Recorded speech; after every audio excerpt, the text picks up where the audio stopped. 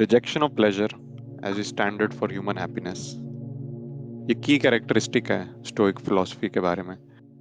और आज की वीडियो इसी के बारे में होने वाली है, अबाउट स्टोइक फिलॉसफी। तो जो स्टोइसिज्म है that is influenced from Hellenistic philosophy. तो हेलेनिस्टिक मतलब the period of Greek and Roman culture, right? So there were three main fragments of Hellenistic philosophy. First was Epicureanism or hedonism, ठीक है? Second was skepticism and third is stoicism. तो पहला बात करते हैं epicureanism. तो Vaibhav, epicureanism what is it? Epicureanism का main point ये होता है कि pleasure is good but in moderation. So like they are very much specific के there should be no pain. So अगर तुमने पी है और उसके बाद हैंगओवर हो रहा है तो that will not be count as a epicureanism activity. But drinking in moderation वो अलाउड होगा एपिक्यूरियनिज्म के अंदर. So the So life in Epicureanism revolves around seeking pleasures, but in moderation. Skepticism जो है वो तो skeptic person पता ही है कि हमें कुछ नहीं पता. Skeptic view of reality. Skepticism का जो origin है वो ऐसा है कि जो अपना रोमन था, जो रोम जो भी अपनी एम्पायर था उसके अंदर काफ़ी सारे स्कूल्स थे फिलोसफीज के. तो जब इतने सारे थॉट्स होते हैं, एक दूसरे के अपोजिंग व्यूज होते हैं, तो कई बंदों के अंदर आता है कि सच क्या है, कुछ सच है भी. तो वहां से स्केप्टिसिज्म का आया कि ठीक है हमें कुछ पता ही नहीं है एक्चुअल में. तो स्केप्टिक्स जो हैं दे फाउंड इट इजी कि एक एब्सोल्यूट ट्रूथ ढूंढना, कोई गॉड को फॉलो करना, इस सबसे ज्यादा इजी है कि कुछ भी मत मानो। तो वो कहते हैं the only thing we know with certainty is that of which we do not know anything about, right? जिस चीज जिस के बारे में हमें पता ही नहीं, we can be certain about it basically. हाँ इसके अंदर मतलब सच सच भी है ये एक तरीके से. बट स्केप्टिसिज्म का हाँ। एक ये आ जाता है कि मतलब उन्होंने हार मान ली एक तरीके से. जो भी फिलोसफीज के स्कूल हैं वो कोई एक ट्रूथ की सर्च में है. पर स्केप्टिसिज्म वालों ने बोला कि देयर इज नो ट्रूथ.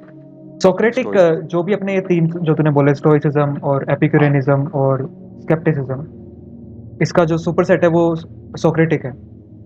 तो जो अपना सोक्रेटिस फिलोसोफर था उसने जो फिलोसफीज दी है उसके अंदर तीनों के फ्रेगमेंट्स हैं. उसके अंदर प्लेजर वाला फ्रेगमेंट भी है, उसके अंदर स्केप्टिक वाला फ्रेगमेंट भी है और उसके अंदर स्टोइसिज्म वाला फ्रेगमेंट भी है. बट जो सोक्रेटिक एज अ फिलोसोफर था उसका काफ़ी ये था कि वो कोई भी एब्सोल्यूट ट्रूथ नहीं बोलेगा अपनी बातों में. He would always ask questions. अरे इसलिए उसको हाँ. वो कहते हैं, सोक्रेटिस को इटर्नल इंक्वायरर ओ. कहते हैं। एंड वो कभी ऐसे नहीं एक्ट करेगा कि मेरे को सब पता है किसी चीज के बारे में। वो ऐसे दिखाएगा कि I do not know anything. He does not want to show he is a wise person, even though he is a wise person. He will make the person जो सामने वाला है उसके अंदर से वो आंसर निकलेगा, इसलिए वो ऐसे क्वेश्चंस पूछता है, राइट? यस. तो जो स्टोइसिज्म का जो एंट्री पॉइंट था वो ये था कि जो भी अपने रोम के पॉलिटिशियंस वगैरह हैं उनको कैसे अपनी गुड करना है अपने लोगों के आसपास लोगों का. क्या उनके बिलीव्स होने चाहिए, क्या उनके वर्च्यूज होने चाहिए.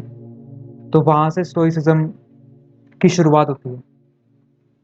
और स्टोइसिज्म के अंदर बार बार ये वर्ड आता है कि obligations to or moral responsibility.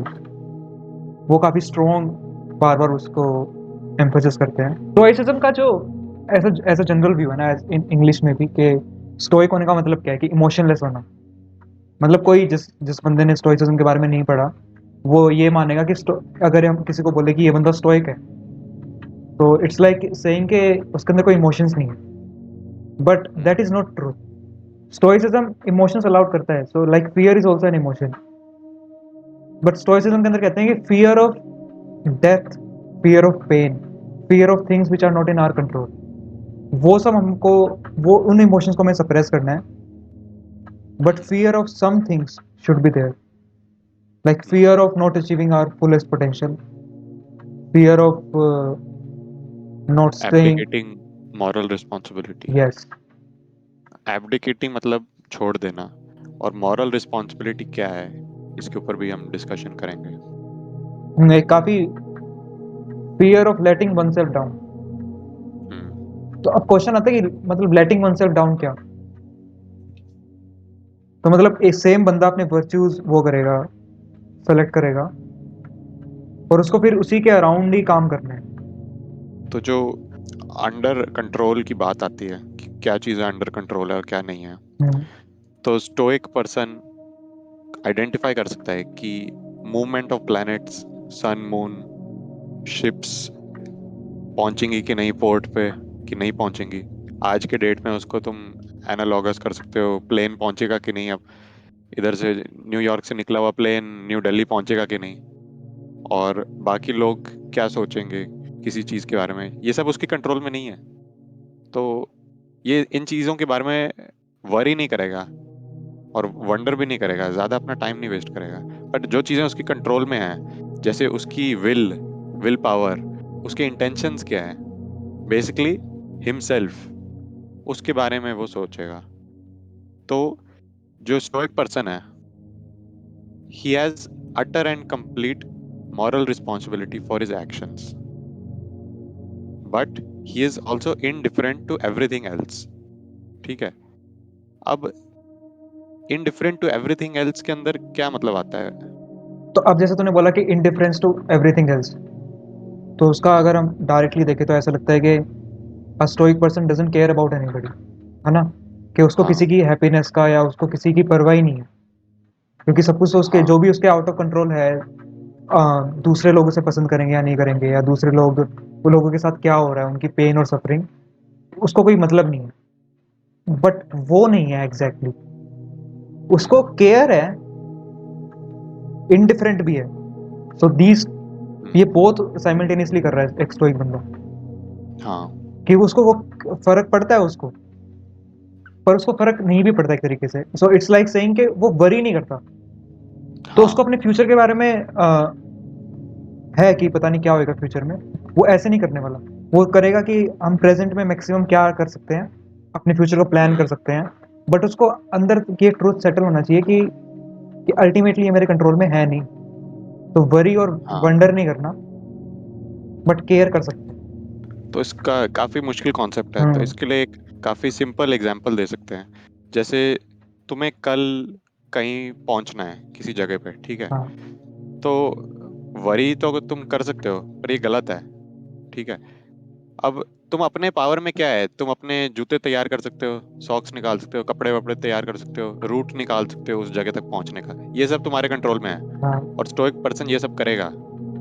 But फिर कल क्या होगा, ये सब करने स्टोइक के पर्सन बाद ये नहीं भी। करेगा कि रात को सोते हुए सोचे हाँ, कि अब मैं पहुंच पाऊंगा, लेकिन कल कार बारिश तो टूट नहीं जाएगी आएगी, नीचे। हाँ ऐसा कुछ। हाँ। स्टोइसिज्म के अंदर वर्च्यूज का काफी ज्यादा एम्फेसिस है। तो एक किसी का कोट है, greatness hmm, is the perception that virtue is enough. ये कोट है बाय रैल्फ वॉल्डो एमरसन। अच्छा। ये एक प्रोपोनेंट है स्टोइक फिलोसफी का भी।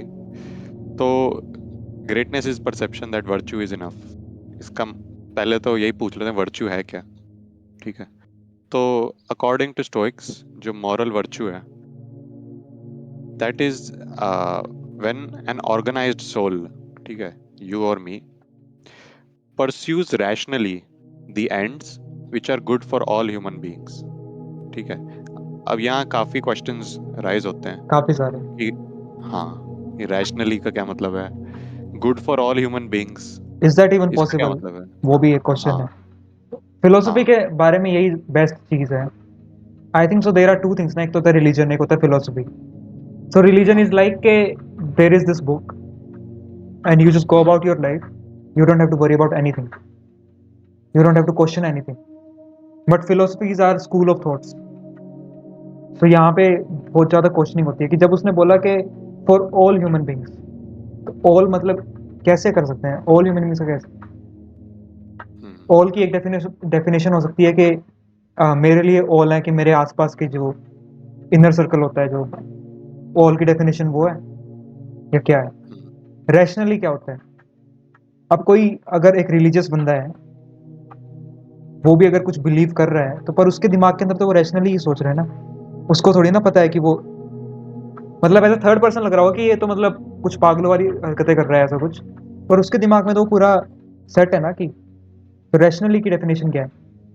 और वो रैशनली वो है जो तुम एक्सप्लेनेशन दे सकते हो, बट अब वो एक्सप्लेनेशन सही है कि गलत, दैट इज सब्जेक्टिव या to so like person to person. Mathematics है जैसे। सो मैथमेटिक्स के अंदर कुछ थ्योरम्स है, कुछ एक्सियोम्स है जो एब्सोल्यूट ट्रूथ्स है। So mathematics is kind of the language of truth. वो उसकी ब्यूटी है। But in in our thoughts उसके अंदर हम कैसे डिफाइन करें कि क्या लॉजिकल है, क्या रैशनल है, और ऑर्गेनाइज सोल का मतलब क्या है। सिर्फ फिर हम आगे बढ़ सकते हैं कि अब इसने परस्यू रैशनली करना है, हम्म, तो इस इस परस्यूट में क्या क्या स्टोइक पर्सन गिव अप करेगा। तो stoic person does not care about wealth, does not care about sexual gratification, and he will also not even care of his life if it can be given to save the life of innocent people. Not to save अगर the वो कुछ, lives of innocent people, to if he can to do be true something to good. Himself. Hmm. अगर उसके लिए उसको अपनी जान भी देनी पड़े देन दैट्स फाइन। मतलब हाँ। फिर स्टोइसिज्म के पॉइंट ऑफ व्यू से उसकी लाइफ वर्थ इट थी। और वहां से अगर एग्जांपल आता है जैसे जो स्टोइसिज्म का मेन काफी प्राइम एग्जांपल है वो मार्कस ऑरेलियस।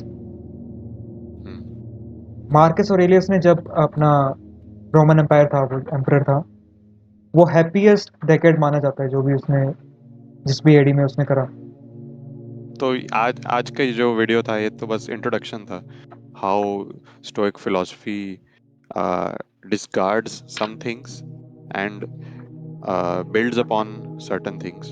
कुछ चीजें स्ट्रॉन्ग पिलर्स हैं इस फिलॉसफी के, एंड होपफुली आपको समझ आ गया है क्या है। That's the thing about and philosophy के, कुछ समझ नहीं आता है, पर धीरे धीरे आता है, यस टाइम के साथ आ जाएगा। हमें भी नहीं हाँ, आया। मतलब हमने भी काफी पढ़ने के बाद ही we can provide this information to you, but इसके बाद जो आप करते हैं इस इंफॉर्मेशन का वो आपके ऊपर वी कैन बी है। लाइक सोक्रेटिक, हाँ, सोक्रेटिक व्यू के, we can only ask question. तो ये हमारा अटेम्प्ट था at asking questions, and thank you for if what? you watch this video, and we'll see you in other videos.